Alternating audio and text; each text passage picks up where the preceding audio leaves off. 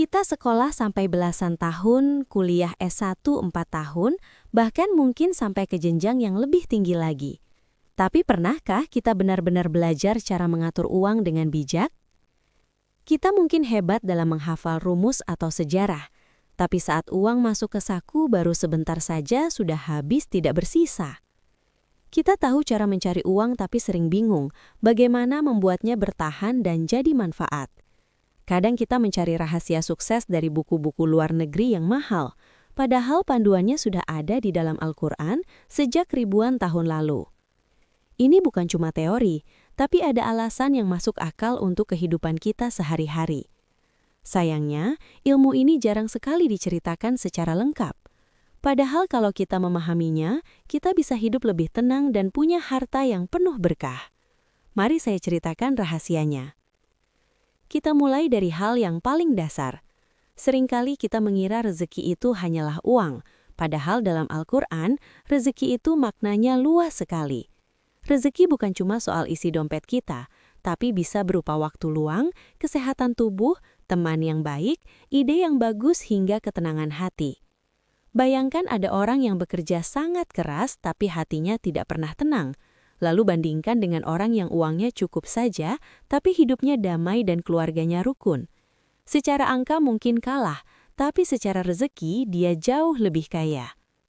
Dalam Al-Quran surah Al-Baqarah ayat ketiga disebutkan bahwa orang yang bertakwa adalah mereka yang mau berbagi sebagian rezeki yang telah diberikan.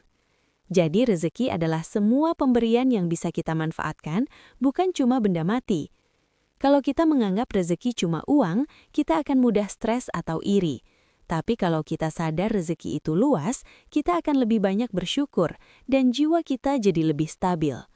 Kita jadi tidak cuma mengejar angka, tapi sadar akan nikmat yang sering terlupakan.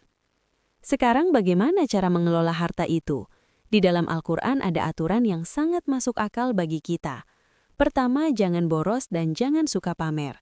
Dalam Al-Quran surah Al-Isra ayat ke-26-27 diingatkan bahwa pemboros itu adalah saudaranya setan. Kenapa? Karena kebiasaan boros apalagi cuma karena ingin dipuji orang lain akan merusak cara kita mengatur uang. Kita membeli barang bukan karena butuh, tapi supaya terlihat hebat. Padahal rahasianya adalah hiduplah di bawah kemampuan kita. Kedua, harta harus bergerak dan membantu sesama. Dalam Al-Quran surah Al-Hasyr ayat ke-7 dijelaskan bahwa harta jangan hanya berputar di antara orang-orang kaya saja. Kita perlu mengalirkan uang itu, entah lewat berbagi atau membantu usaha kecil, supaya ekonomi terus berjalan dan manfaatnya dirasakan banyak orang. Ketiga, jauhi riba atau bunga yang memberatkan. Al-Quran sangat tegas soal ini. Dalam Al-Quran surah Al-Baqarah ayat ke-275, orang yang terjebak riba digambarkan seperti orang yang kebingungan karena tekanan pikiran. Cara ini membuat yang kaya makin kaya tanpa bekerja dan yang susah makin tercekik. Makanya kita didorong untuk bekerja sama secara jujur dan usaha yang nyata. Terakhir, soal sikap kita saat bekerja. 1. Bekerja itu adalah ibadah selama kita jujur. Dalam Al-Quran surah Al-Muluk ayat ke-15, kita diminta berjalan di muka bumi untuk mencari rezeki. Bekerjalah dengan cara yang baik dan tidak merugikan orang lain. Uang banyak hasil berbohong tidak akan membawa ketenangan. 2. Jangan jadikan uang sebagai tujuan akhir. Dalam Al-Quran surah At-Takasur kita diingatkan agar tidak berlomba-lomba menumpuk harta sampai lupa waktu. Banyak orang bekerja siang malam sampai lupa keluarga dan kesehatan hanya demi uang. Uang itu seharusnya jadi alat bantu, bukan pusat hidup kita. 3. Berbagi itu tidak mengurangi malah menguatkan. Dalam Al-Quran surah Al-Baqarah ayat ke-261, memberi itu seperti menanam satu biji yang tumbuh menjadi pohon yang lebat. Harta yang dibagi justru akan bertambah manfaat dan keberkahannya bagi kita. Itulah ilmu keuangan dari Al-Quran yang jarang kita dengar. Al-Quran adalah panduan hidup yang lengkap termasuk untuk urusan uang kita.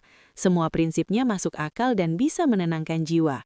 Kalau kita ingin keuangan yang sehat dan penuh berkah, ada baiknya kita pelajari dan jalankan panduan yang sudah diberikan oleh Allah. Terima kasih sudah mendengarkan, semoga pembelajaran ini bermanfaat untuk kita semua.